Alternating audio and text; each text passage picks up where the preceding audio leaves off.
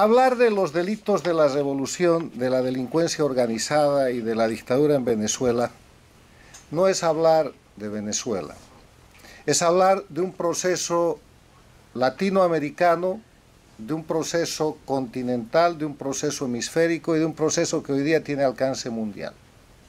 Porque a partir del dinero, a partir de la libertad, a partir de la democracia y a partir del sufrimiento de los venezolanos, se ha construido en el mundo una organización delictiva muy grande, muy peligrosa y de alcance mundial.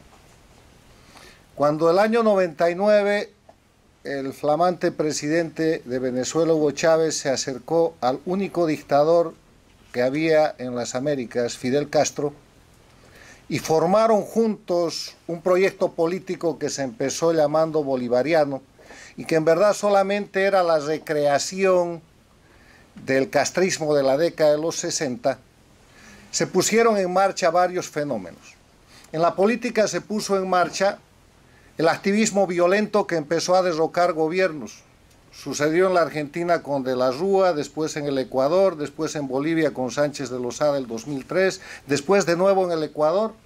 Hace tiempo que no caían gobiernos. Claro, la década del 90 fue una década tranquila porque el castrismo, la dictadura cubana, no tenía dinero para conspirar ni para llevar adelante procesos subversivos, porque se había caído el muro de Berlín, se había terminado la Unión Soviética y no había subvención.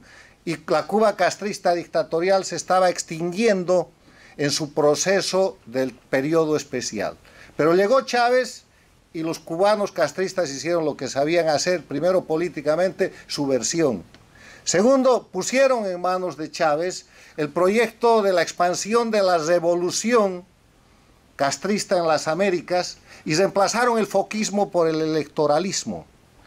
Y con el dinero de Chávez, de los venezolanos y el discurso populista, se apropiaron de las herramientas de la democracia y empezaron a ganar elecciones, entre comillas, para tomar el poder y a partir del poder destrozar las democracias con los instrumentos de la democracia.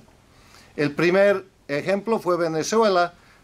Chávez juró sobre la moribunda Constitución, hizo su constituyente y ese fue el principio del fin, porque empezaron a hacer legal lo inconstitucional, empezaron a hacer constitucional lo ilegal hasta legalizar el crimen e institucionalizar a través de lo que yo llamo leyes infames como normales y regulares acciones verdaderamente criminales. Pero eso no se detuvo en Venezuela. Se expandió por toda América y casi que tocó a Estados Unidos. Recuerden ustedes a Chávez promoviendo y otorgando dinero, combustible, petróleo y recursos en el Bronx de Nueva York, en estados de los Estados Unidos, o expandiéndose como ha logrado expandirse con un partido en España. Chávez manejó el dinero venezolano a discreción para crear dos cosas: darle vigor al proyecto criminal político castrista que había fracasado de manera armada con las guerrillas de los 60 y los 70 después de ensangrentar no solamente el continente sino también parte del África, y crear un mecanismo de control del poder al servicio del crimen organizado. Ese es el resultado que tenemos hoy día, del cual se ha librado por mecanismos democráticos la Argentina, del cual ha salido el Brasil al suplantar el gobierno del Foro de Sao Paulo, de Lula y de Rousseff, que está demostrándose su corrupción. El que resistió siempre el Perú, aunque sus dirigentes políticos con la otra mano participaban de la corrupción estándar a través, por ejemplo, del proyecto Odebrecht o de lo que se llama lavallato, en el que cayeron los países del denominado Petrocaribe y aún se sostienen con el soborno del petróleo que les compra su voto a nivel internacional para sostener la mafia del socialismo del siglo XXI o del castrochavismo en los organismos internacionales, y que acaba de ser derrotada hace unos días con la primera votación histórica en la Organización de Estados Americanos, en cuyo Consejo Permanente la democracia ha derrotado al crimen organizado con el primer voto mayoritario que ha habido en contra de la dictadura de Maduro en Venezuela. Es que el tema es que a partir de esta situación hay dos Américas. una América democrática y una América dictatorial, como yo la he descrito en un libro que ya tiene casi 2 años, pero que mirando la realidad objetiva de los hechos, esto va más allá. Hay una América democrática y una América dictatorial que se ha convertido en América criminal. Porque la dictadura es un concepto político, pero cuando el Estado es tomado por el crimen organizado, entonces eso deja de ser un concepto político para pasar a ser un concepto de amenaza a lo que es la seguridad y la paz internacionales y convertirse en crimen organizado transnacional que no está en el ámbito de la política, sino en el ámbito de aplicación de la Convención de Palermo que tanto se ha comentado. Ustedes conocen que la democracia como política tiene como elementos esenciales el respeto a los derechos humanos, la libertad, el Estado de Derecho, la división e independencia de poderes, las elecciones libres y justas y la libre organización política. Hay que aceptar también que en democracia hay corrupción.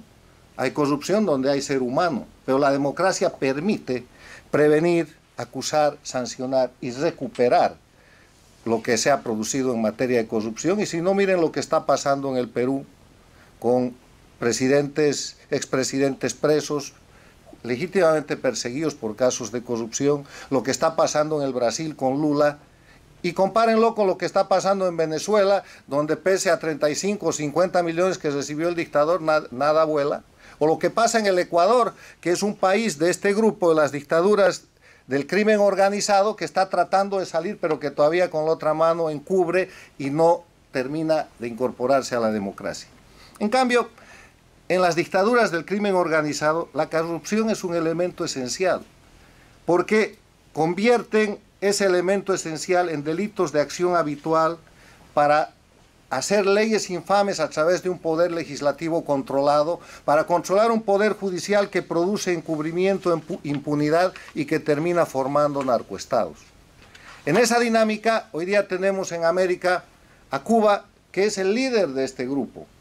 Es un líder que ha puesto fuera de su territorio el centro, el hub del manejo, el eje del manejo del crimen organizado, que va del narcotráfico a los delitos que puedan imaginar, incluidos los delitos contra la libertad y la trata de personas que aquí se han comentado. Y ese hub que está ubicado en Venezuela está operado por la dictadura más antigua de las Américas. Es el castrismo el que está detrás de esto y tiene sus satélites en el gobierno del dirigente cocalero que también ha convertido a Bolivia en narcoestado, Evo Morales, y en otro lugar de lavado de dinero y de encubrimiento de una serie de delitos a través de simulaciones empresariales, que es Nicaragua con el dictador Ortega. Y este es un grupo muy poderoso. Ese hub que opera en Venezuela tiene control de estados, tiene poder político, tiene control de la fuerza a través de las policías y fuerzas armadas que subordinan y tiene control del poder judicial. Pero además tiene influencia internacional.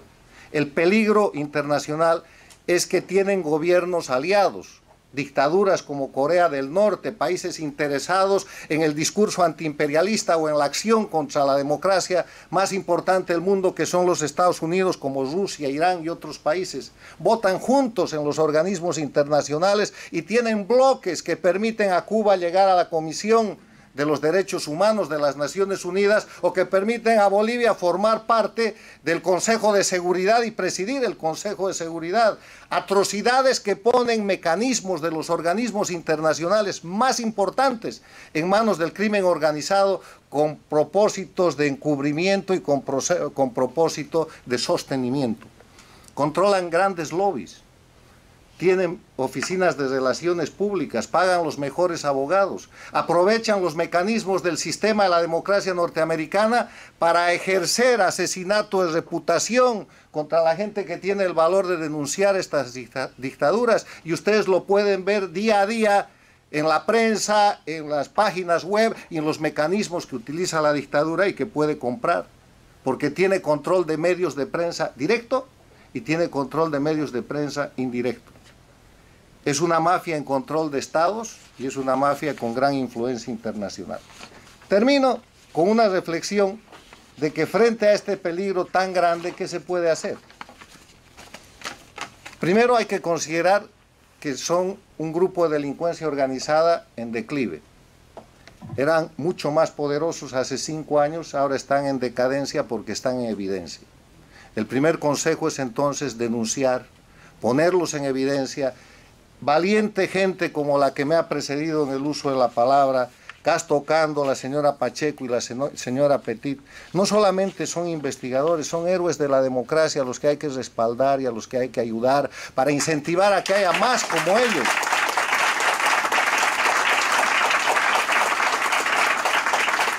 Porque para hacer lo que ellos hacen, no solamente hay que ser experto, no solamente hay que ser estudioso serio, hay que ser valiente. Porque ellos están arriesgando su profesión, su patrimonio, su vida y la de sus seres queridos porque están enfrentando la organización criminal de la que la historia no tiene precedente en nuestra región. La organización criminal más grande sobre la que no hay precedente en la región ni en el hemisferio. Otra cosa que hay que hacer es algo que se está haciendo pero que hay que profundizar. Y es hacer que los países que han empezado a defender la democracia no lo hagan por una consideración al pueblo venezolano o a las migraciones masivas que se producen o a la crisis humanitaria que hay allá, porque procesos similares se están viviendo de una u otra manera en Bolivia, en Ecuador, en Nicaragua y qué digamos en Cuba. Lo hagan por interés propio. Porque esta organización de crimen organizado es una amenaza para ellos, porque el rato que puedan los desestabilizan, les meten una guerrilla, les ponen un golpe de Estado y los inundan con narcotráfico, porque además estos países de los que estamos hablando, Venezuela es un narcoestado, Bolivia es un narcoestado y el resto de los países son las órbitas que los protegen. Yo termino agradeciendo para dar lugar al debate y diciéndoles que este es el gran desafío para la gente que defiende la democracia. Separar la política del crimen. Los políticos pueden tener errores, pueden cometer delitos, pueden tener, y hay corruptos políticos, hay políticos corruptos, pero eso está muy lejos de lo que es la organización criminal que ha logrado controlar el poder político, que no son políticos, que no son gobernantes, que no pueden ampararse en la soberanía para proteger sus crímenes, que no pueden usar el derecho de haberse apropiado de estados para seguir ejerciendo el crimen y para pedir inmunidades y privilegios, y esa es la gran tarea. Hay que separar la política del crimen organizado y señalar con claridad que Cuba, Venezuela, Bolivia y Nicaragua y el Ecuador en sospecha, si es que las cosas no son más claras, y Colombia bajo amenaza, están bajo la sombra y control del crimen organizado transnacional. Gracias.